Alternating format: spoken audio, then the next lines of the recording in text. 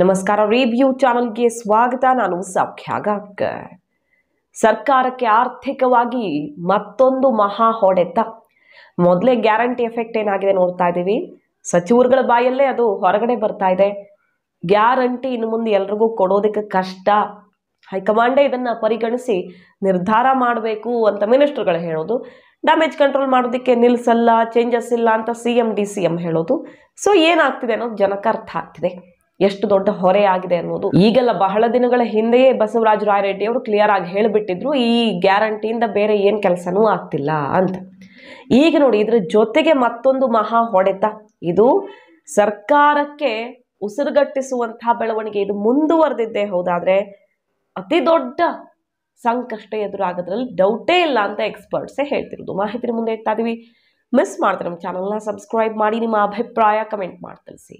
S ವೀಕ್ಷಕರೇ, ಒಂದು ಕಡೆಗೆ ಗ್ಯಾರಂಟಿ 52ರಿಂದ 60 ಸಾವಿರ ಕೋಟಿ, ಈ ಅವಧಿಯಲ್ಲಿ 52,000 ಕೋಟಿ ಅಂತ ಹೇಳಲಾಗಿದೆ ಅಲ್ವಾ. ಇದನ್ನ ಸರಿದೂಗಿಸೋದಿಕ್ಕೆ ಕಷ್ಟ ಆಗ್ತಿದೆ. ಕನಿಷ್ಠ 10-15 ಸಾವಿರನಾದ್ರೂ 10-15 ಸಾವಿರ ಕೋಟಿನಾದ್ರೂ ಉಳಿಸಬಹುದು. ಈ ಅವಶ್ಯಕತೆ ಇಲ್ಲದವರಿಗೆ ಗ್ಯಾರಂಟಿ ಕಟ್ ಮಾಡಿದ್ರೆ, ಉಳ್ಳವರಿಗೆ ಗ್ಯಾರಂಟಿ ಕಟ್ ಮಾಡಿದ್ರೆ ಅಂತ ಲೆಕ್ಕ ಹಾಕಿದ್ದು. BPL ಕಾರ್ಡ್ಗೂ ಕೂಡ ಕತ್ತರಿ ಹಾಕೋದಿಕ್ಕೆ, ಅಂದ್ರೆ ಯಾರು ಅರ್ಹತೆ ಇಲ್ಲದವರಿದ್ದಾರೆ ಅಂತ ನಿರ್ಧರಿಸೋದಕ್ಕೆ ಮಾನದಂಡಗಳನ್ನೆಲ್ಲ ಕ್ಲಿಯರ್ ಮಾಡ್ತಿದ್ದಾರೆ. ಈಗ ಮತ್ತೊಂದು ಕಡೆ ಉಳ್ಳವರಿಗಿಲ್ಲ ಗ್ಯಾರಂಟಿ ಅನ್ನೋ ನಿಯಮ ಸದ್ಯದಲ್ಲೇ ಬರುವ ಸುಳಿವು ಕೂಡ ಮಿನಿಸ್ಟರ್ಗಳ ಬಾಯಲ್ಲೇ ಬರ್ತಿರೋದು. ಹೈಕಮಾಂಡ್ಗೆ ನಾವು ಮನವಿ ಮಾಡ್ಕೊಂಡಿದ್ದೀವಿ, ಎಲ್ಲರಿಗೂ ಆಗಲ್ಲ, ಇದು ತುಂಬಾ ದೊಡ್ಡ ಹೊರೆ ಆಗುತ್ತೆ, ಅಭಿವೃದ್ಧಿಗೆ ಶಾಸಕರಿಗೆ ರೆಸ್ಪಾಂಡ್ ಮಾಡೋಕ್ಕೂ ಆಗ್ತಿಲ್ಲ ನಮಗೆ ಅಂತ. ಈಗ ನೋಡಿ, 6,000 ಕೋಟಿ, ಒಂದೆರಡಲ್ಲ 6,000 ಕೋಟಿ ಕೊರತೆಯಾಗಿದೆ ಸರ್ಕಾರಕ್ಕೆ. ಕಳೆದ 4 ತಿಂಗಳ ಈ ನೋಂದಣಿ ಶುಲ್ಕ, ಅದು ಇದು ತೆರಿಗೆ ಸಂಗ್ರಹದ ಟಾರ್ಗೆಟ್ ರೀಚ್ ಆಗಬೇಕಿತ್ತು, ಆದ್ರೆ 6,000 ಕೋಟಿ ಈಗ ಕೊರತೆಯಾಗಿರೋದು. ನೋಡಿ, ಈ ಹಣಕಾಸು ವರ್ಷದಲ್ಲಿ ತೆರಿಗೆ ಸಂಗ್ರಹದಲ್ಲಿ ಆರಂಭಿಕವಾಗಿ ಹಿನ್ನಡೆ ಅರಗಿಸಿಕೊಳ್ಳಲಾರ್ದ ತುತ್ತಾಗಿದೆ. ಇದು ಅಕಸ್ಮಾತ್ ಮುಂದುವರೆದ್ರೆ, ಮುಂದೆ ಸರಿದೂಗಿಸ್ಕೊಂಡ್ರೆ ಹೇಗೋ ಉಸಿರಾಡಬಹುದು.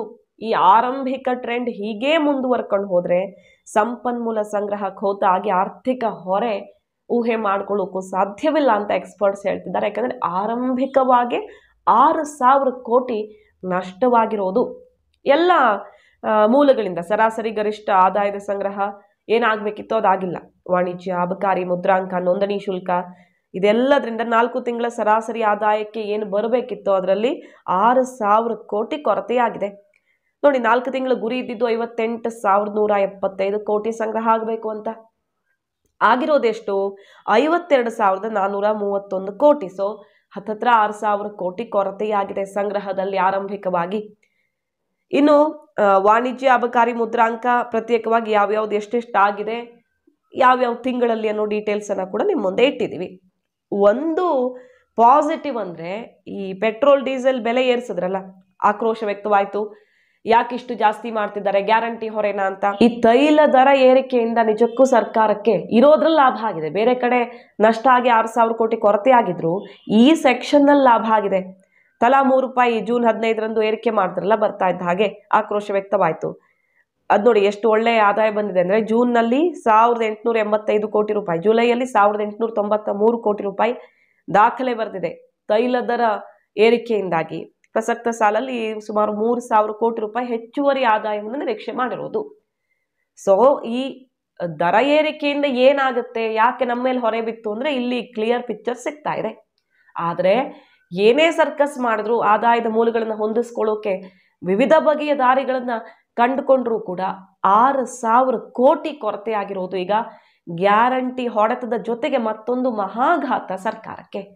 ಸೊ ಏನ್ ಮಾಡ್ತಾರೆ? ಖರ್ಚು ಕಟ್ ಮಾಡೋದಿಕ್ಕೆ ಖಾಸಗಿ ಏಜೆನ್ಸಿ ಅವರ ಮೊರೆ ಹೋಗಿದ್ದಾಯ್ತು, ಅವರು ಐಡಿಯಾಸ್ ಕೊಟ್ಟಿದ್ದಾಯ್ತು. ಇದೆಲ್ಲದರ ಬಳಿಕವೂ ಈ ತೆರಿಗೆ ಸಂಗ್ರಹದ ಗುರಿಯನ್ನೇ ತಲುಪೋಕಾಗದ ಪರಿಣಾಮ ಸರ್ಕಾರ ಈಗ ಉಸಿರುಗಟ್ಟೋ ಪರಿಸ್ಥಿತಿಯಲ್ಲಿದೆ. ಗ್ಯಾರಂಟಿ ಯಾಕೆಷ್ಟು ಸಮಸ್ಯೆ ಆಗ್ತಿದೆ ಅಂದ್ರೆ, ಇಲ್ಲಿ ಕ್ಲಿಯರ್ ಪಿಕ್ಚರ್ ಸಿಗ್ತಿದೆ. ಅಲ್ಲಿ ಹೋಗ್ತಾ ಇರುತ್ತೆ 52,000 ಕೋಟಿ, 60,000 ಕೋಟಿ ತನಕ, 1-2 ಕೋಟಿನೂ ಅಲ್ಲ. ಇಲ್ಲಿ ಬರಬೇಕಾಗಿರೋದು ಬರ್ತಾ ಇಲ್ಲ. ಸೊ ದಾಖಲೆಯ ಬಜೆಟ್ ಮಂಡಿಸಿರುವಂತಹ ಮುಖ್ಯಮಂತ್ರಿ ಸಿದ್ದರಾಮಯ್ಯನವರು ಈ ಮಹಾ ಸವಾಲನ್ನ ಹೇಗೆ ಎದುರಿಸಿ ಗೆಲ್ಲಲಿದ್ದಾರೆ ಕಾದ್ ನೋಡ್ಬೇಕು. ಹೈಕಮಾಂಡ್ ಸಿದ್ದರಾಮಯ್ಯನವರ ಕ್ಯಾಂಪ್ ಏನು ಮೊರೆ ಇಟ್ಟಿದೆ, ಈಗ ಗ್ಯಾರಂಟಿಗೆ ಕಡಿವಾಣ ಹಾಕಿ ಕನಿಷ್ಠ 15,000ದಿಂದ 20,000 ಕೋಟಿ ಉಳಿಸಬಹುದು ಅಂತ. ಅದಕ್ಕೆ ಅಸ್ತು ಅಂದರೆ ಮಾತ್ರ ಸರ್ಕಾರ ಇವತ್ತು ಉಸಿರಾಡೋಕೆ ಸಾಧ್ಯ. ಮಾಹಿತಿ ನಿಮ್ಗೆ ಇಷ್ಟ ಆಗಿದ್ರೆ ಮಿಸ್ ಮಾಡಿದ್ರೆ ನಮ್ಮ ಚಾನಲ್ನ ಸಬ್ಸ್ಕ್ರೈಬ್ ಮಾಡಿ, ನಿಮ್ಮ ಅಭಿಪ್ರಾಯ ಕಮೆಂಟ್ ಮಾಡಿ ತಿಳಿಸಿ. Thank you.